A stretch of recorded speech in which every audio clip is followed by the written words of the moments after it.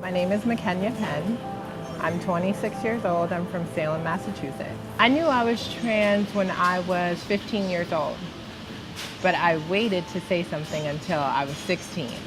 I feel like having agency over your body is important, once again, because it's your body. You don't want to turn your back on people that's, trans and they're telling you that they need help, because at the end of the day, when you're out in public, it's about comfortability.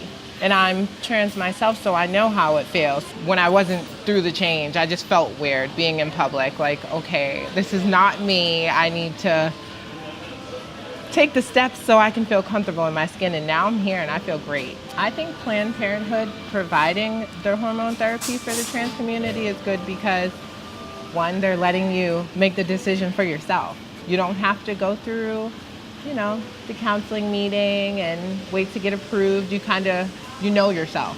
So, and they're trusting you with knowing yourself, this is what you want to do. And you get to do it. I think it's good because you get your own decision and they're also helping you and they'll get you the right dosage and you'll be able to come into their facilities and, be guided the right way. So. I'm Azaya, I'm 28 from Dorchester, and I use they, them, and theirs, and he, him, and his for my pronouns. I identify as transmasculine and non-binary.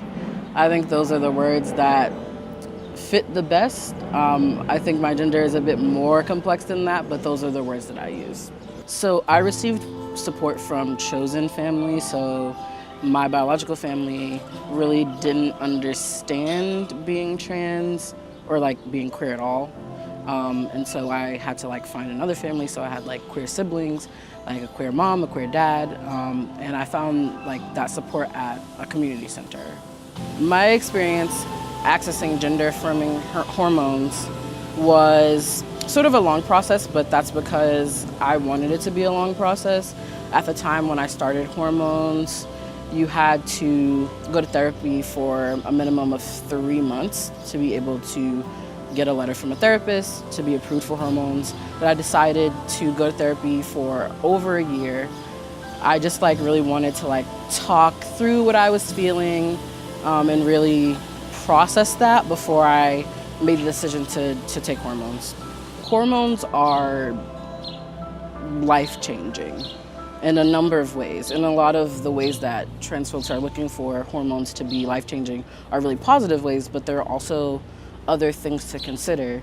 And so I think that informed consent is really important so that folks know what they're getting into.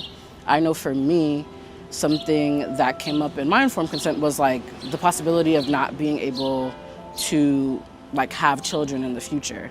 And so I got to make the decision to say, you know what, I want to pursue taking hormones even though I might not be able to have children.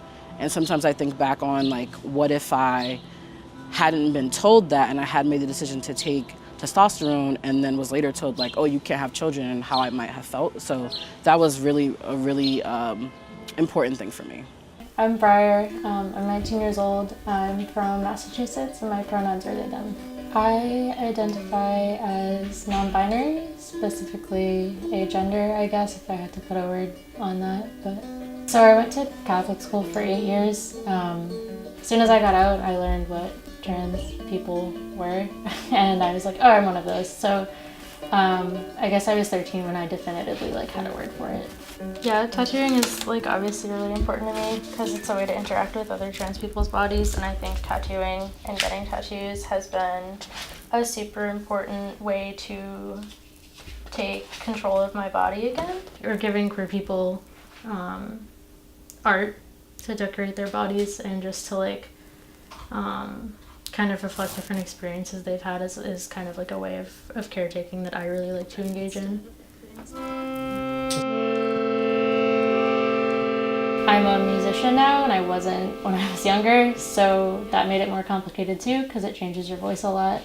The issue of how much autonomy we get over our bodies is a huge one. Whether we let minors transition is a huge conversation right now, and one that was obviously really relevant to me.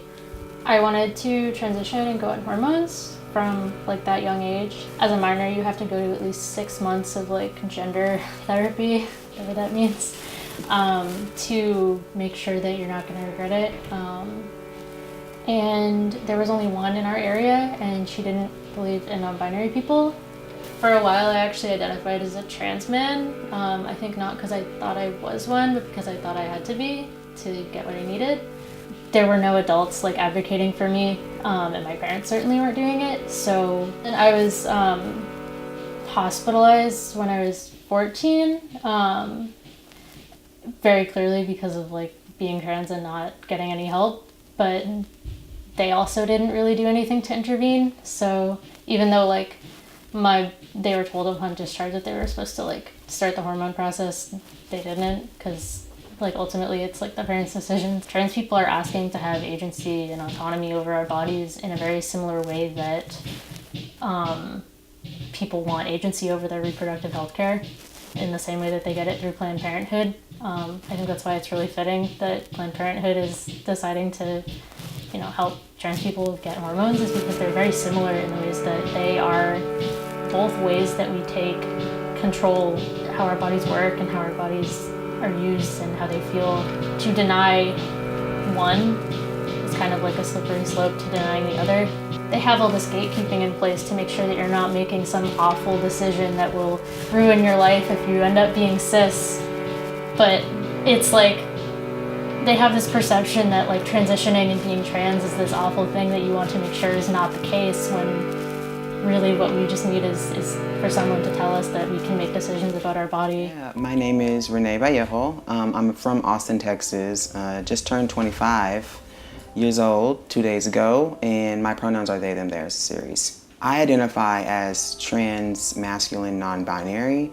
I typically aesthetically come across as masculine, but gender identity is non-binary. I started to experience gender dysphoria and dysmorphia at the age of 14, 15, when my relationship with my body we were at completely different ends with one another, and my relationship with my breasts was cut off, and at that age I didn't have the terms necessarily for it, but I knew that there was there. Special shout out to like myself and like other trans non-binary people. Like we are here and we walk the streets more often than people think that we do. Trans communities accessing healthcare is a social justice issue because we are literally fighting for something that is a basic fundamental right.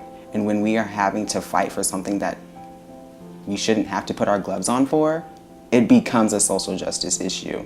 When I decided to access gender-affirming hormone therapy, it was almost 9 months ago next week, actually.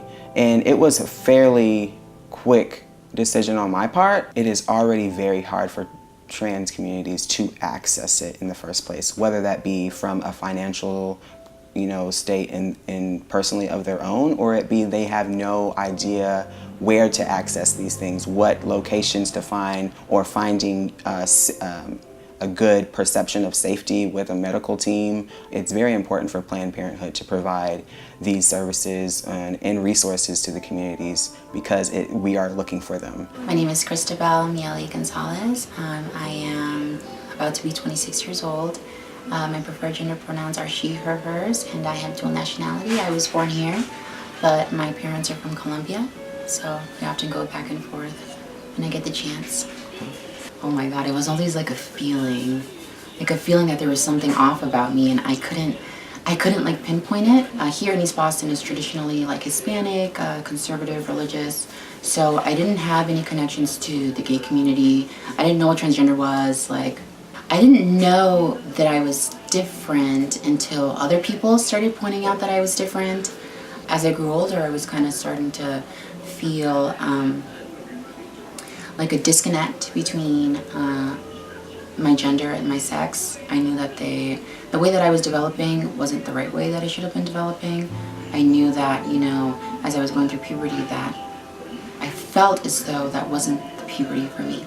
I scheduled an appointment with a psychologist. I don't remember his name, but I saw him for a period of time, and he was just asking me about my childhood, asking me about, my gender dysphoria, asking me how everything came about.